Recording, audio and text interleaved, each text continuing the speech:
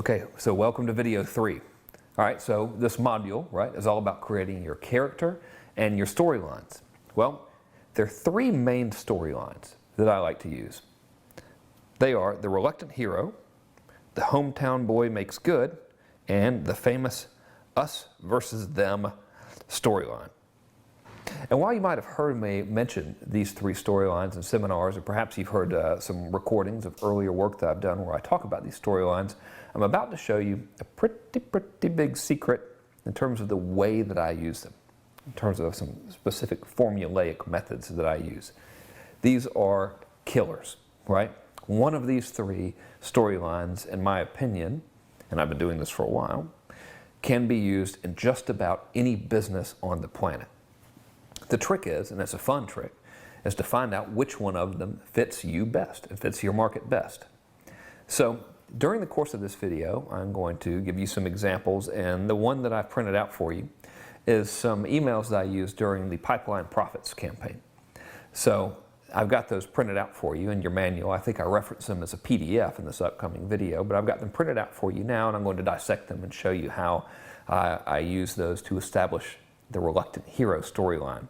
Keep in mind, the Pipeline Profits campaign did $3.1 million, if I'm remembering correctly, in sales in under 24 hours. So not bad. The old reluctant hero storyline works.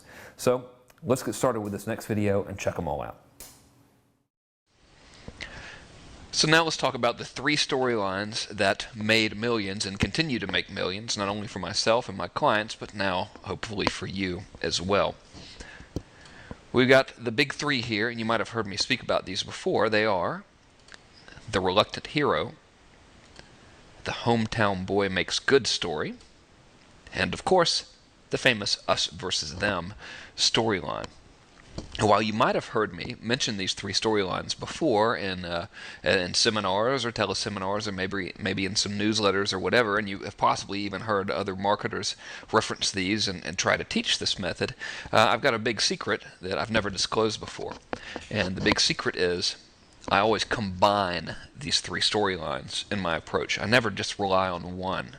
Always combine them for the maximum effect. And the reason why is because these are extremely powerful on their own, but when you combine them, you take your prospect through a range of emotions that causes them to immediately identify with you and to bond with you. And the reason that works is because each storyline taps into emotions and thought patterns that are ingrained into our minds and into our subconscious, and it's just the way the mind works. For example, if someone is dissatisfied with something, an us versus them storyline immediately taps into the human mind's desire and willingness to find someone to blame that dissatisfaction on, and then find someone to latch onto as the savior figure who will deliver them from that dissatisfaction. All right, and the reluctant hero and the hometown boy makes good storylines, they both tap into the fact that human beings are always drawn to root for an underdog. We always respond to stories of loss and redemption, and whenever we come across someone who's made some sort of an amazing discovery and then is reluctantly willing to share it with us, we're really interested in hearing what they have to say, specifically when that story relates to a desired outcome that we have. So I'm going to go over all of these with you, and in this video series I want to talk specifically about the reluctant hero first. So let's get in to that. The reluctant hero allows you to only be selling something because people are demanding it. So you're reluctantly revealing this product or this information, and you normally wouldn't do it, but you have such a high demand for it that you've agreed to do it, but you would really just prefer to live your nice quiet life as it stands alone. The reason why is because you're just a regular person and the spotlight kind of freaks you out. And you really just kind of fell into this position of being a leader. You know, you're not any superhuman person. You're a regular person, and you just kind of stumbled into this, and because people put you on this pedestal, you're going to show them everything. But the truth is, you have flaws just like anybody else, and you're really just teaching this stuff as a favor to the market. This is extremely powerful when you take this approach, because it immediately causes your market to lower their defenses. For example, if I come to you and I say, I'm great, you should listen to me, yeah, you might listen to me, right? But you're really, even if you don't even do this consciously, you're going to have this reaction of, well, who the hell are you? What makes you so great? Anyone that says they're great is probably not great. Anyone who talks about how much money they have usually doesn't have any, right? That's kind of the age-old belief there. So if I were to come up to you and say, I figured out some stuff and it's really worked well, and I showed it to some people and it worked extremely well for them, and now they started telling all their friends about it. So yeah, it's made us all a lot of money, and I'm happy to show it to you, but I just want you to know up front, that I'm not really in the business of teaching this kind of stuff, and while I'm happy to do it, I just want you to bear with me, and if if any of it becomes unclear, just stop me, because I'm not in any way a guru or anything. I'm just a regular guy, and I'm thrilled to death that this is working so well for me, and it's working so well for the people I've shown it to, and I'm pretty sure it's really going to work well for you, but, I'm just not in the business of teaching this kind of stuff. So if you want it, I'm more than happy to give it to you. But please don't go tell everybody about it, because as soon as I'm done teaching this, I want to go back to my normal life of seclusion and relaxation. You see how that's instantly more appealing, because I'm being upfront. I'm being a regular person. Yes, I'm saying it worked for me. Yes, it's worked for other people, but listen, yeah, it'll probably work for you, and okay, I'll show it to you. So it's just immediately something that people respond to much better.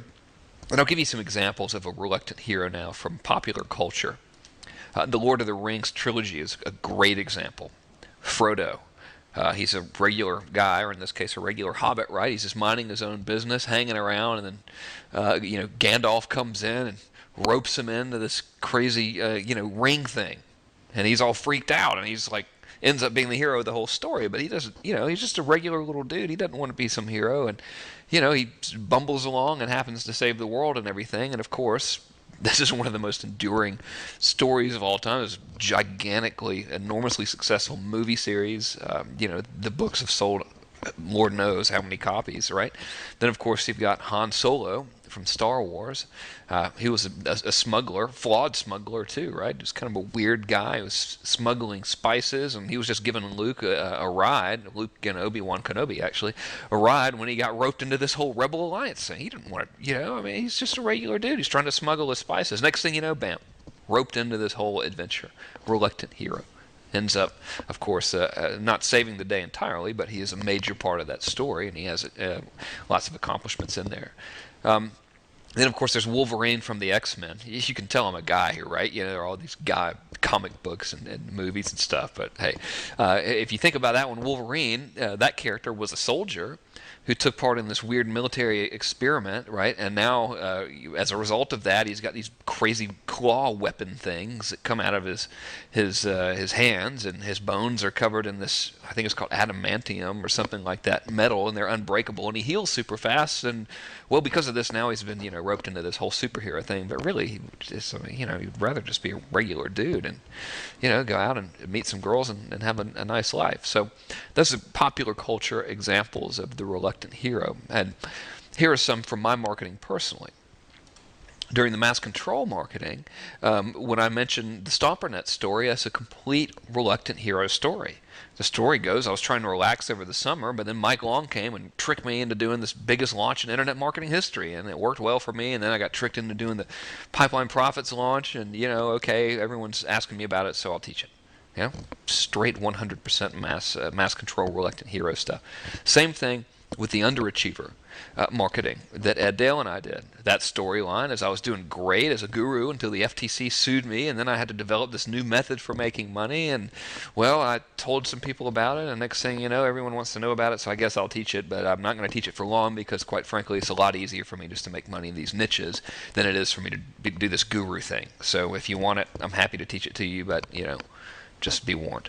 All right, so real live examples there. Both of these campaigns were extremely successful using the reluctant hero approach. So here's why it works. First of all, you're being a regular person, right? We can always relate to regular people more so than we can relate to someone who comes right out and says, I'm a super duper awesome superstar. You've got to listen to me because I'm so much better than you. Now that approach can work, especially if you say it with absolute conviction and congruence, but it's a really hard sell. No one wants to be told that someone else is better than them. It's much easier for us to identify with people who are like us, who just happen to have this incredible ability and who just happen to be willing to share it with us. And the fact that you're not trying to be a show-off at all really helps, and especially when you're humble about it. So you're like, yeah, this mass control thing has made tons of money for me and my clients. I'm happy to show it to you. It's really pretty fun and simple, and I'm a regular dude. If I can do it, anybody can. That's a lot more appealing than I'm Frenk Kern. I'm the best I'm the best email copywriter and mass consumer psychological dude ever, and that's why you should listen to me because you suck. Of course no one's really going to want to respond to that. Some people would. I'm not going to say that approach doesn't ever work, but it doesn't work nearly as well as being a regular person who's not trying to be a show-off. And of course, in the mass control formula, or in the reluctant hero formula that I'll show you in a minute, it almost always happens where some kind of thing happens to you where you'll stumble upon some kind of unique ability and you have these amazing results. And when you tell that story, people wish the same thing would happen to them. So like if I'm a 13-year-old kid and I'm reading the X-Men comic books, right, and I read the story of Wolverine, who, this bizarre military experiment gives him these superpowers, well, I kind of wish that would happen to me, right? I mean, that's just normal. Kids reading Spider-Man wish that they would get bitten by the radioactive spider so they could have magic powers like Spider-Man, right? So it appeals to that thinking as well within your audience, which is another reason why it's so powerful. And of course, when you're the reluctant hero, you are, in fact, obviously selling something, but you're not really trying to. In fact, you're doing the market a favor, right? That's the positioning, is, listen, I'm happy to do this, and whether you buy it or not is up to you. I'm not really trying to push it on you. There's no pressure at all here, but it has really worked well, and I'm pretty sure it's going to sell out or whatever. So you're doing them a favor. So let's talk about the formula that I mentioned, okay? With the mass control reluctant hero formula, the storyline. That was kind of a weird sentence there. With the mass control reluctant hero storyline formula, I think is a little bit better. You have these elements. First, you stumble upon something amazing, okay? Then you try it out for yourself and it works like crazy, so as a result, you tell a few people. God, those pesky people tell a couple other people and word gets out. Next thing you know, everybody and their brother wants to know about it. Poor you, now you're overwhelmed with all these people wanting to know about your amazing thing here, so as a favor to the world, you'll teach it, but then again, you always have this approach, whereas, listen, I'll teach it, but please bear with me, because I'm not a professional. So with the Dean Rankin character, my dog business, I stumbled upon this dog training method when I was working for the Invisible Fencing Company. Positive reinforcement worked. Told a few people about it. Word gets out. But, I'm happy to teach it. But listen, you should know I'm not a professional dog trainer at all. I'm just a regular guy from Macon, Georgia with 2 little kids who happens to love dogs just like you. But I'm not a professional teacher. So I'm going to show you my method. But, I'm not a dog trainer. And when you do that, and I'm kind of jumping a little bit ahead, but when you say I'm not a professional, you set yourself up for the next component of this when you combine all this stuff together, which is us versus them, don't you? Because when I say I'm not a professional dog trainer, what am I implying? Well, professional dog trainers suck. I've got the answer. They don't have the answer. And I can come right out and say that later on if I want to. Listen, I'm not a professional dog trainer. In fact, professional dog trainers are angry with me, because I'm just this regular guy, and my system was working so much better than them. In fact, I'm the only guy I've ever seen who says, try my stuff, and if your dog isn't well behaved, I'll give you all your money back, and you can just keep everything. Ask your local dog trainer if you can just keep all of his dog training supplies and know-how if your dog isn't trained. I don't think so. So it sets that whole thing up perfectly, and you really don't even have to come right out and say it. And when you do come out and say it, and you do so subtly, like I'm going to show you how to do, it's extremely powerful. So let me give you some concrete examples of this formula in action. I am, of course, guilty of using this really every time, but we'll use underachievers as an example. The way the underachiever storyline went was, I stumbled upon niche marketing. And the reason I stumbled upon it the first go-around was because I had this website called Cashflow Circle. One of our members called me out and said I was full of shit and I only sold marketing stuff. So I decided to try niche marketing after stumbling upon the idea by listening to a Jeff Paul seminar. I tried it out and it worked. Then, like a big dummy, I went and spoke at the big seminar and I told people about it. And that's the famous parrot story that I tell. Well, word got out, because the seminar was recorded and there were several hundred people there. And obviously, I helped get the word out by, fueling the fire here. But what do you know? Now everybody wants to know more. So Ed and I are going to teach this underachiever formula, but you're going to have to bear with us because we're really not in the guru business at all. We're just a couple of knuckleheads who sell stuff in the niche markets. And then, of course, we can go on to further build that up by saying, and frankly, it's a lot easier for us to sell stuff in the niche markets. We don't have to deal with being the gurus and stuff. We just get money coming in automatically while we do nothing. This selling underachiever stuff requires work, but because everybody wants to know about it, we'll teach it. But we're definitely not gurus. In fact, we're anti-gurus because we're probably the only people you're ever going to meet who make the majority of their money actually doing what we talk about doing instead of teaching know-how. You see how that immediately segues so perfectly into an us versus them approach? See, now we're getting somewhere with this combination of all three storylines. I love revealing this kind of stuff, because hopefully right now you're having like this, oh my God, okay, aha! Now it makes total sense. Combine them. Yes. Never told anybody about that. So now next time you see people teaching this kind of stuff, you can kind of laugh at them because they don't get it that you want to combine it all. So once again, guilty as charged. When I worked on the annihilation method with Neil, the whole storyline was Neil discovered these crazy new dating tactics. They worked like crazy. He told a few people and the word got out. In fact, if you go through and you look at the Annihilation launch materials, that's immediately in the very beginning of that storyline. He's talking about doing interviews with celebrities, and the celebrities are asking about the Annihilation method. You could imagine how freaked out he was about that, right? Now everybody wants to know more because, somebody talked apparently. So he reluctantly agrees to teach it, but as soon as he's done, he's going to resume his real career as a writer because he is not in the teaching seduction business at all, is he? No, he's a best-selling author, right? So that's the formula in a nutshell. And incidentally, all that stuff was true, okay? When you're doing this, I can't emphasize enough how critical it is that you tell the truth. Now, the truth can always be made interesting, by adding some emotion in there. But your stories have got to be true. You can't just make up stuff, which I don't think you would. But I just want you to know, especially when I'm talking about writing as other people here, that this stuff really did happen to Neil. And it was all true. So he wasn't making anything up. So what I'd like to do now is show you some reluctant hero phrases and wording from the Pipeline Profits launch. So let me pull that up for you, and we'll dig in. So what we're looking at right now is the reluctant hero examples, and this is from the printed material that I've given you. And these are examples from the Pipeline Profits campaign. And I've just chosen a few emails here that I'm going to dissect where we show their reluctance. And I show you some phraseology, if that's even a word, that indicates how reluctant these poor men were to be thrust into this position of being the heroes. Okay, so here's the first one, and this is where I'm introducing their overall reluctance. Here we see one part of the email that this doesn't really have anything to do with reluctance, but it does show other stuff. So I'll read it for you.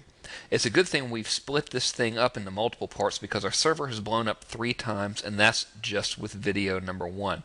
Now this phrase doesn't introduce reluctance, but it does follow the formula.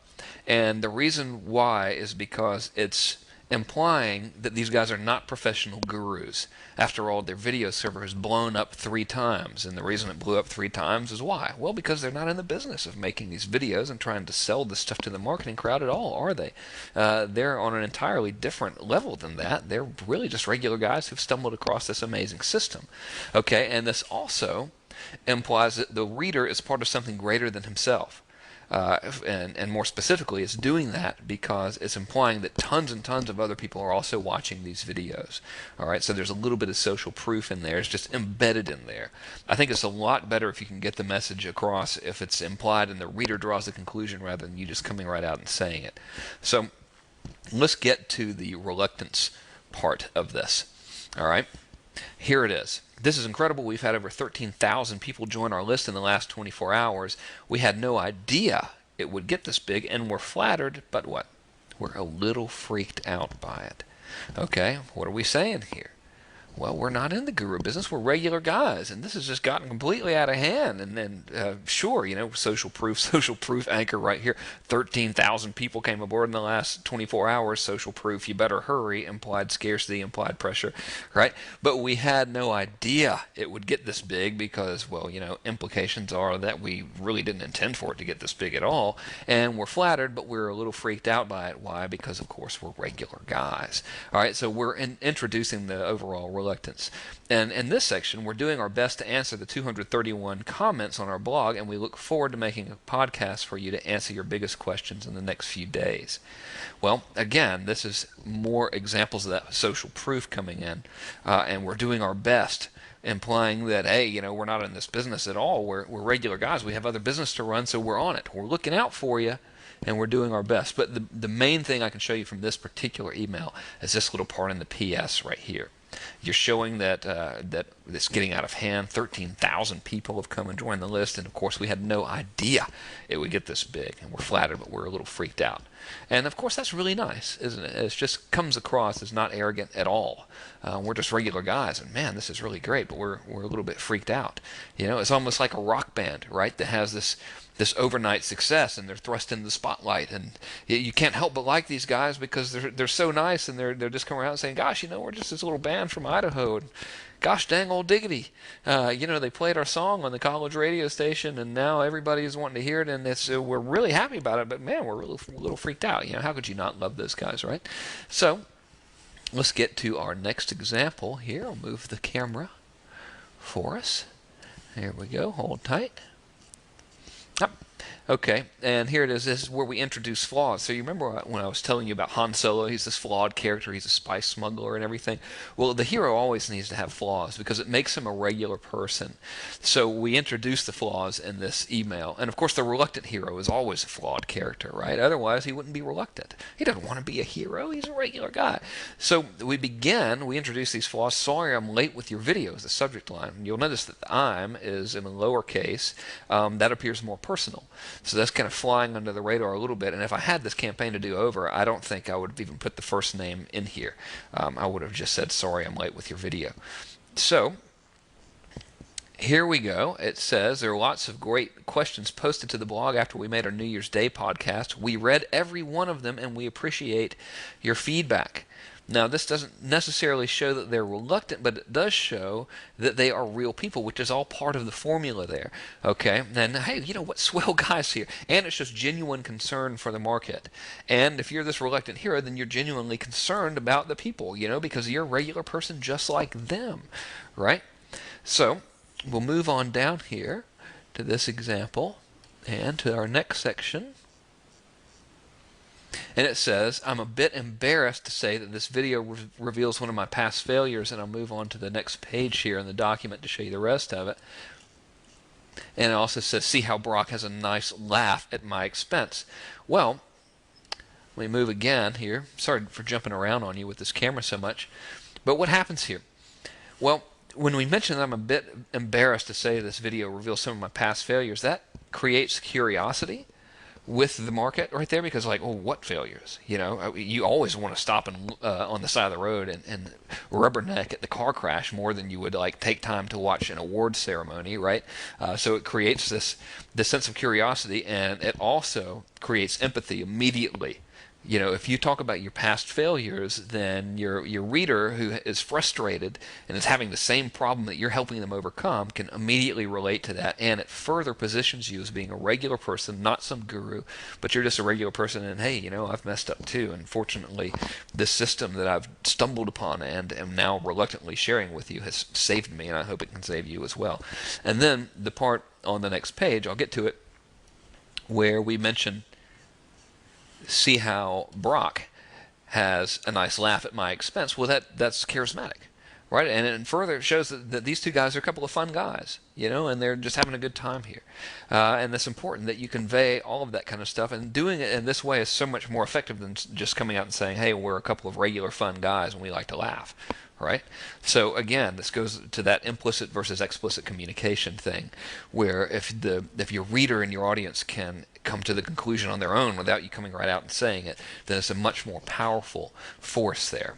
Any kind of conclusion that we come to on our own is something that we will be much more likely to defend and latch on to. So that's good. So in this next example, we're going to come clean, and we're going to show off some of our flaws, and we're just going to admit that, yeah, that we're selling something. So let me go through the email for you. First of all, this little section right here says, we've been looking over the blog post, and I just found this blog post from someone named Kevin. Well, this shows, A, that they care, that they're real people and they're actually participating. They're looking over the blog post. They're interested in what people have to say. And because they acknowledge the poster, in this case, whose name is Kevin, this creates a relationship not only with Kevin, but a relationship with the list. Because the list, in their mind, they're saying, oh, wow, he's talking to me, even though, obviously the 8 zillion people on the list aren't all Kevin, right? Kevin's one person. This was a real post. But when you talk about your subscribers by name, it further deepens that relationship, and it creates a desire for the reader to hopefully become acknowledged by the hero publicly as well, because we all have this desire to be acknowledged. We all want that significance, right? Especially when we're in our own little subculture, which is what this is. And you can really see that happen at seminars. When a seminar speaker will ask for people to tell their story or whatever, there's always invariably this line of people wanting to get up to the microphone to tell their stories, to talk about their successes with a method or their failures. It's because they want that recognition, they want that significance. So by doing this, showing that you give that recognition and significance causes people to want to achieve that same thing. So they become even more hooked into what's going on, more hooked into your story. All right, now what we're also doing is we are bringing up some objections before they're stated. Now we know from being in the business opportunity market, or I know from being in the business opportunity market and selling to this crowd forever, that a common huge objection and huge frustration is that the gurus never show their own businesses. Right? They always talk about like, oh well, I'm making lots of money in my niches or whatever, but I don't want to show it to you because, I don't want people ripping me off. And that's really a valid point that they're making. They're not like being deliberately cagey about that. People rip each other off all the time, so that really sucks. But we know that that's a common objection. So we're bringing it up here before it even surfaces, and we're going to go ahead and address it, therefore just eliminating it completely, and we're entering the conversation that's in the prospect's mind. We know that the majority of the readers are thinking, hey, I want to see this in action, right? I want to see your real business. Don't show me this marketing stuff. Show me your real business. So as I think it was Robert Collier stated, I get my classic direct response books confused, but I believe it was Robert Collier talked about the importance of entering the conversation in the prospect's mind. And then we validate that objection. So, a massive thing in like psychotherapy and relationship counseling is when someone has a problem, the first thing you do is you validate it. You never begin communication by saying, oh, you have a problem, that's stupid. You begin that dialogue and you establish that rapport by saying, you have a problem, and it makes sense that you would have that problem. I understand how you could have that problem. After all, blah, blah, blah. So validation is critical, and that's what we're doing right here when we say, you know what, he's got a point. So we go on to talk about how we're going to show you the actual businesses, and move back to this next one. In the PS of this, we really get into the reluctant hero stuff by saying right here, we're really shocked. Well, here, let me actually back up. We've gotten a ton of emails asking, aren't you guys going to sell me something? And the answer is, of course we are. So we're coming clean here, aren't we, really? We're saying, well, of course we're going to sell something, right? Yeah. We're not going to try to hide it and be mysterious about it. Of course we're going to try to sell something. And this implies that the reader, if they don't think something is going to be for sale, well, they're kind of crazy, right? Well, of course we don't come right out and say that, but we do say, of course. These two words are extremely powerful, of course. Of course we are. And then we go on to say, but the truth is, we were only going to try to get some big fish, one-on-one type clients, and we never knew so many people would be interested in what we have to say. Oh, that's just classic aw shucks kind of stuff right there. We had no idea that so many people would be interested. And of course we go on here, we're really shocked to see we have 26,247. Notice I'm using a real number, not a rounded number here, and that was the real number. People on this list already, but again, we're not complaining. Everyone has been super nice to us, and we really appreciate that. We know that the internet marketing world is sort of a closed community of sorts, and we appreciate you making us feel so welcomed. All right, now this is aw shucks if you'll ever see it right here. And what happens here is we're implying that we're underdogs. Okay, we're implying that we're just like anyone else. We have our own personal insecurities. We were a little bit worried that people wouldn't be nice to us, but people are being super nice to us, and we really appreciate that. Now, if you're a big, obnoxious, arrogant guru person, you're not going to say we really appreciate people being super nice to us, right? This is something like that just the good old farm boys from the Midwest would say. Oh, we're just a couple good old farm boys from the Midwest here, and gosh, we first got to New York City here to take our show on the road. We were really nervous because we're just a couple good old farm boys from the Midwest. And man, we sure are happy people have been real super nice to us here and out here in the Big Apple. It's that same story. And you'll see that whole persona, that whole storyline repeated over and over again in movies and literature and so forth. And it's repeated for a reason because people respond to it. So this is really nice right here where we say we know the internet marketing world is sort of a closed community of sorts, and we appreciate you making us feel so welcomed. This implies that the prospect has already accepted them and welcomed them. So this goes right on and just plants it in their brain that, hey, you like us. You are welcoming. You're welcoming us into your mind, into your thought pattern, into your world. You are accepting us. You have already accepted us, and thank you for it. And we have no idea if that's true. I mean, this reader could be thinking these guys are a couple of yo-yos, but we're going ahead right now and just planting that right into their minds. Yes, of course, you've already accepted us. Thank you. That's kind of an assumptive close, but it's totally reluctant hero as well because they're these regular guys and they've been a little bit afraid, they were concerned and gosh, we were really nervous about it, but everyone's been really nice to us, so thanks a lot. And it further illustrates implicitly that they're not gurus, that they're not part of this world, this internet marketing world, which is really, as we know, this internet guru world right here is actually a cause of frustration for a lot of people in the market, and this goes right on and implies that they're not even part of that world, right? So we get on down further, and we have this paragraph that says, so yeah, we'll try to sell you some stuff pretty soon, but we figured we'd lay all the cards on the table for you now so you can see if this is something you're interested in. All right? In other words, we're doing you a favor. All these videos and there's 8 billion emails we're sending you, well, this isn't sales propaganda at all. This is just us coming clean, laying the cards on the table so you can make up your own mind. That's the whole implicit hidden message there that we're saying without coming right out and saying it. So we're reframing this entire campaign as we're doing you a favor by showing you all this stuff. We're not selling you stuff right here. We're doing you a favor by showing you and laying our cards on the table. When you say I'm going to go ahead and lay all my cards on the table, you're implying that you're putting yourself in a position of weakness and you're putting yourself at their mercy, which shows that you're a nice person, right? So that's very, very powerful. That little paragraph right there specifically, I figured we'd lay the cards on the table for you now so you can see if this is something you're interested in. And then we go on further to say that way we hopefully won't have to write a big fancy sales letter. We're both pretty bad at that. Well, who would be bad at writing a sales letter? Somebody who's not a guru, somebody who's not a salesman, right? Someone who's just a regular person like you, because we're all bad at writing sales letters, right? We don't want to have to write a big fancy sales letter. Even the use of the language big fancy sales letter almost jokingly implies that people who do write big fancy sales letters are silly. Okay, so that's extremely powerful. That conveys this whole reluctant hero approach, this regular guy approach in such a beautiful way, and it does it so implicitly. And of course, it also plants the us versus them seed. Remember earlier I told you I combine all this kind of stuff? Well, it plants the seed of us to sell against the gurus if we want to, right? Because the gurus are the guys that write these big, fancy, annoying sales letters. Who wants to read 3 billion pages of stuff? Good Lord, if the stuff was any good, they'd just give you most of the system for free, show you what it's all about, and then let you make up your own mind, right? That whole message is conveyed right there without us even coming right out and saying it. Now, of course, when you do come right out and saying it later on in the campaign, it's even more powerful. All right, and then of course we have like this email is officially rambling now.